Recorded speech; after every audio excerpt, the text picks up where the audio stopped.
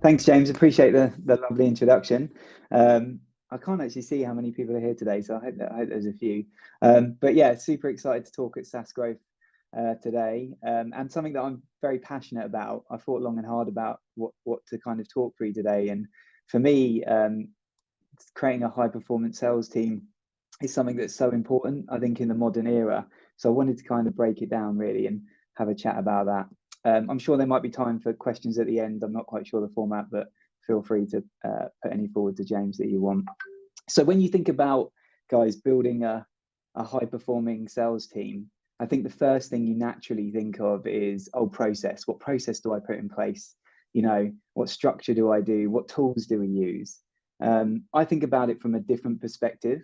I think about what culture are you creating within the team. Yeah. So when you talk about creating a high performance team, I think about creating a high performance culture. And if you create the right culture, then you can have incremental improvement in the team. And the team can then obsess with being the best they can be. So before you think about process and tools and anything else, think about what kind of culture you're building within the organization. So today, basically, guys, I wanted to break that down. And for me, there are four cornerstones of building a high performance sales team. I wanted to talk through each one as we go through it today. So talking about what type of team you build, how you build it, how you hire for high performance, how you train for high performance, and how you coach for high performance. So when I talk about build, I mean, again, going back to what type of culture, what type of team you're building. When you look at hiring, what type of people that you're hiring for, how you train, not just through onboarding, but ongoing, and coaching, not in the sense of call recording, but a different type of coaching that I want to talk through today as we go through it. So the first one, guys, if we talk about building a team, before I started Jiminny, someone said something very interesting to me, which I always remember, which is you can't complain about your company or your team, you build it. So it's like saying, complaining about you build your own house and complaining that you haven't got a basement or a swimming pool. You created it. And for those of you, I don't know how, there's probably lots of different experience around the table and online today. I started in sales 20 years ago now, next year. And 20 years ago, it used to be a lot different. So for me, this was the old way of sales management, where you'd have much more of a process driven, data driven leader, where teams would often work in silos, be highly competitive.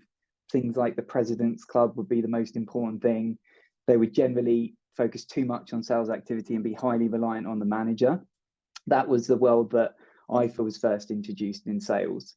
And for me, there was a collision of three things that changed over time, especially over the last sort of 7 to 8 years.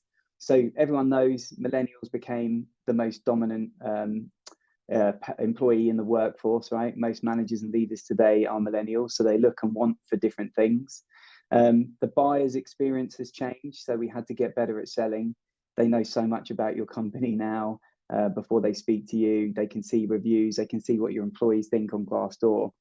And as we all know, the selling environment has changed. The roles that people have within the business, BDR, SDR, and obviously selling online and virtually is a completely different experience, which is actually harder, in fact. So you have to be better at storytelling. You have to be better at the solution side.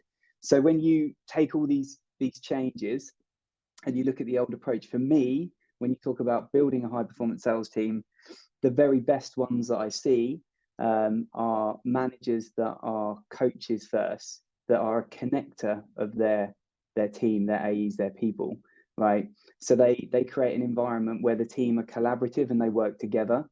They focus on the customer behavior. They don't always recruit in their own image. They have a diverse team that are different, that add different things to the team. They have a team mentality in terms of winning deals. And they let the team, have good judgment and make decisions together. So that modern approach of a connected team where the sales leader is almost making themselves redundant. And I think, importantly, to have a high performance team, you need to create that culture and think, right, what type of team am I building? What environment am I creating? So that's the first one. When you think about like, what type of team am I building? What environment am I creating? So then you want to create this environment, but you've got to hire the right people. People come in and out of the business, or you could be scaling up really quickly. So when I think about high performance in our business, I think about what attributes am I looking for. So if you're going to create a high performance culture, you can't have people who just think they know how to do the job and that's it, and they're never going to improve or get better.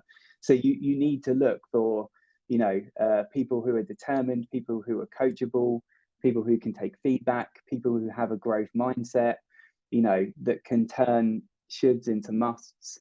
And this is relative to our business. Every business will be different, have different complexities and different things that you may be looking for.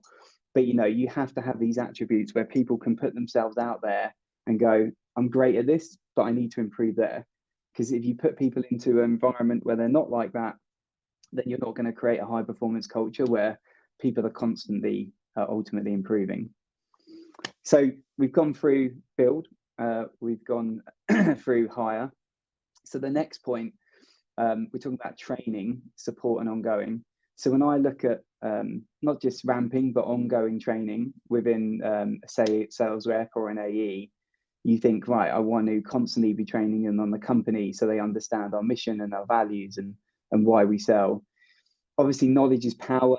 They need to understand the product, to a good level.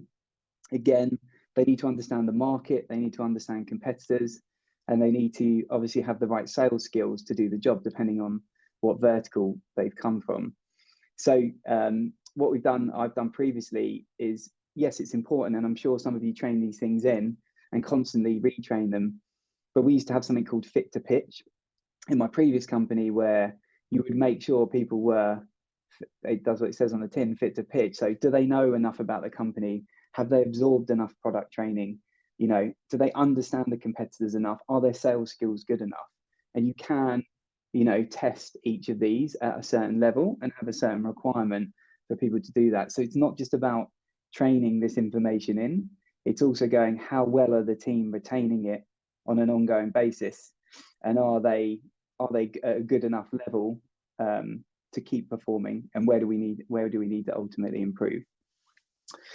The last point, when I talk about creating a high performance team, and this is something that sounds so easy on paper, but in reality is very, very different, is having coaching conversations with your team. Now, I'm not talking about what we do and call recording and analytics and listening to conversations. I'm talking about practically interacting with your sales team day to day. So I'll give you an example. James comes to me, the sales rep, and would be like, hey, Tom, so I got this email about a deal. What do you think? So your natural inclination as a human being is, I want to help them. I want to make them feel better. I want to make myself feel good and give the answer. But actually, are you having a coaching conversation? So when James comes to me and said, James, what do you think? Or James, how do you think you could approach that? That's having a coaching conversation, because you're getting James to think for themselves. That builds trust, that builds curiosity, but ultimately it helps them start to solve the problems, and it goes back to that connected team. So I wasn't always good at this in the early days, and even now I have to check myself sometimes, because it's just way quicker and faster to give the answer, right? But actually, are you having coaching conversations with your team to help them think for themselves and to help them solve problems themselves? So to sum it up, there's 4 things, right? So we talk about building a team, a connected team, enabling your team to be successful with or without you. So you're creating the right culture, the right environment. When you think about hiring, having the right attributes and the skills, that they're coachable, they can take feedback, that you're going to be able to constantly get them to think they can improve and get better. So train, have a formula, to test success. So training in all those things, which I'm sure some of you do, but are you testing how successfully you've trained them in? And then lastly, probably the easiest one on paper, but most difficult, are you having coaching conversations with your team? Are you helping them to solve problems and ultimately think for themselves? Yeah. I really appreciate you listening, guys. Hopefully there's some helpful nuggets of information there. For me, creating a high performance team is really important, but I think often you can get caught in the process, and thinking about it more holistically is the way I like to go.